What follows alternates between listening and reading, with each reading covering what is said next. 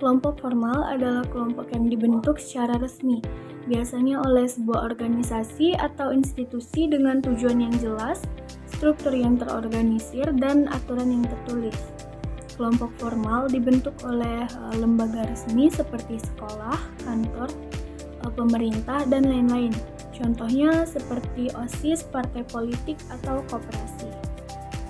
Sedangkan kelompok informal itu terbentuk secara alami atau spontan dari hubungan sosial antar individu. Tujuannya lebih ke arah kebersamaan, pertemanan, atau kenyamanan emosional, bukan tujuan resmi. Biasanya terbentuk karena kesamaan minat, hobi, atau perasaan nyaman, juga tidak ada struktur resmi, tidak terikat aturan tertulis, dan hubungannya lebih fleksibel dan personal.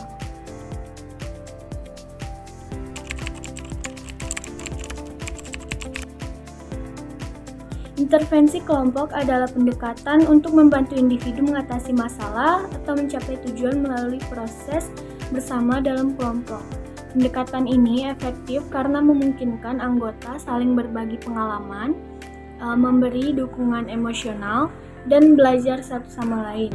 Selain itu, intervensi kelompok lebih efisien dalam penggunaan waktu dan sumber daya, serta membantu meningkatkan kemampuan sosial seperti komunikasi dan kerjasama. Dengan suasana yang saling mendukung, intervensi ini tidak hanya menyelesaikan masalah, tapi juga menolong pertumbuhan pribadi dan sosial.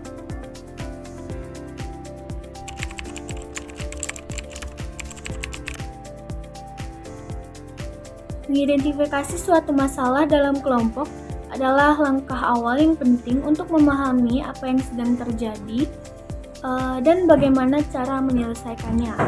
Proses ini harus dilakukan dengan cermat agar solusi yang diambil tepat sasaran.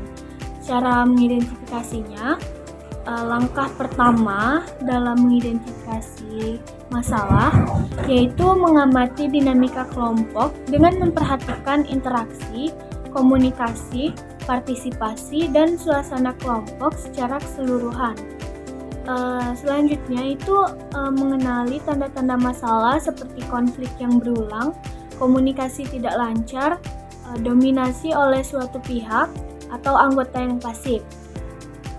Setelah mengetahui masalah, kita bisa mengumpulkan informasi dari anggota dengan melakukan diskusi terbuka, wawancara, atau kuesioner untuk mengetahui pendapat dan perasaan setiap anggota.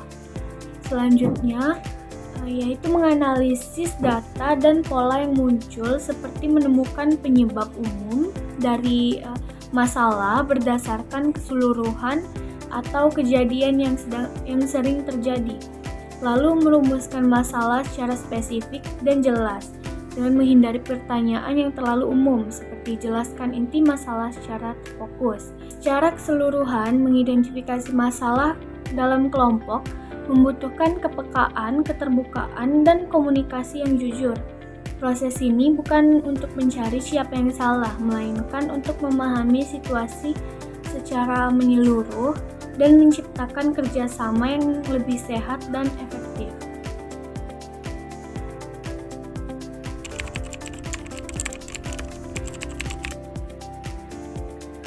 Memotivasi kelompok adalah proses penting untuk menjaga semangat, keterlibatan, dan kerjasama antara anggota dalam mencapai tujuan bersama.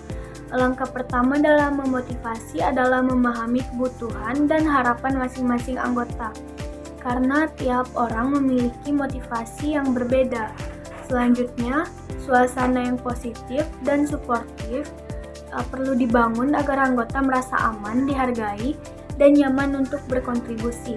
Penetapan tujuan yang jelas dan realistis juga penting agar anggota tahu arah yang dituju dan merasa pencapaian mereka bermakna. Tujuan-tujuan tersebut sebaiknya dibagi menjadi tahapan-tahapan kecil agar keberhasilan dapat dirasakan secara bertahap. Selain itu, memberikan peran yang sesuai dengan minat dan kemampuan masing-masing anggota akan meningkatkan rasa tanggung jawab dan motivasi individu.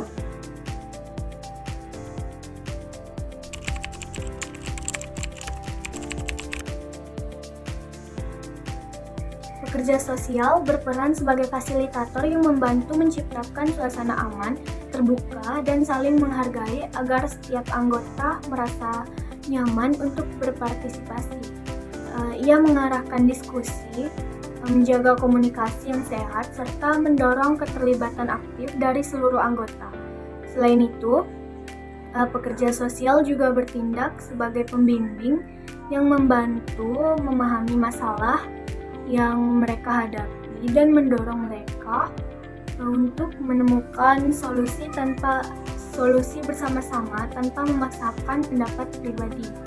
Selain menjadi fasilitator, pekerja sosial juga dapat berperan sebagai mediator saat terjadi konflik, sebagai pendidik yang memberikan informasi dan keterampilan penting, serta sebagai penghubung antara kelompok dengan sumber daya atau layanan eksternal.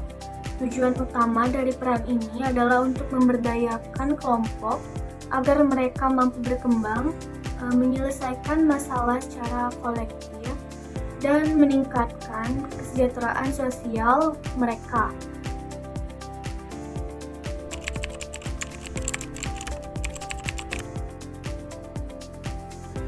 Membuat kelompok dimulai dengan menentukan tujuan yang jelas, seperti memberi dukungan, menyelesaikan masalah, atau meningkatkan keterampilan. Setelah itu, dipilih anggota yang memiliki kebutuhan atau minat yang sejalan agar tercipta interaksi yang efektif. Pekerja sosial kemudian mengidentifikasi jenis kelompok yang akan dibentuk, misalnya kelompok formal dengan struktur dan aturan yang jelas, atau kelompok informal yang lebih fleksibel. Selain itu, kelompok bisa bersifat terbuka atau tertutup, sesuai dengan tergantung pada tujuan dan rencana kegiatan. Setelah kelompok terbentuk, perlu disepakati jadwal pertemuan yang sesuai dengan kebutuhan anggota, misalnya mingguan atau bulanan. Pertemuan bisa dilakukan secara langsung maupun daring dengan tempat yang mendukung diskusi dan keterlibatan aktif. Penetapan waktu dan tempat ini penting untuk menjaga konsistensi dan keberlangsungan kegiatan kelompok.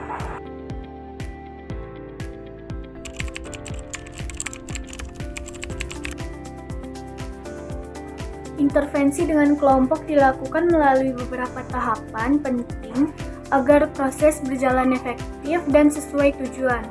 Tahap pertama adalah perencanaan dan pembentukan kelompok, yaitu pekerja sosial menentukan tujuan, memilih anggota, menetapkan aturan, dan merancang struktur kelompok.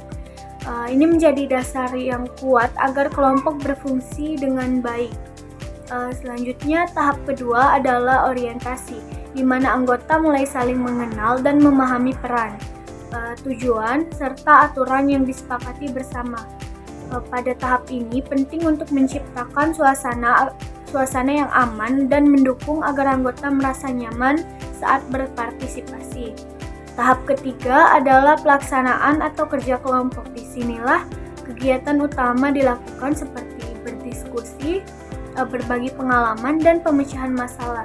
Pekerja sosial harus mampu mengelola dinamika kelompok, menjaga fokus, dan mendorong keterlibatan aktif setiap anggota. Dan tahap terakhir adalah evaluasi dan penutupan. Kelompok bersama pekerja sosial menilai apakah tujuan telah tercapai dan merefleksikan proses yang telah dijalani. Evaluasi dapat membantu melihat perkembangan individu maupun kelompok, dan penutupan dilakukan dengan cara yang menghargai kontribusi semua anggota. Tahapan ini penting agar proses intervensi terasa utuh dan berdampak nyata.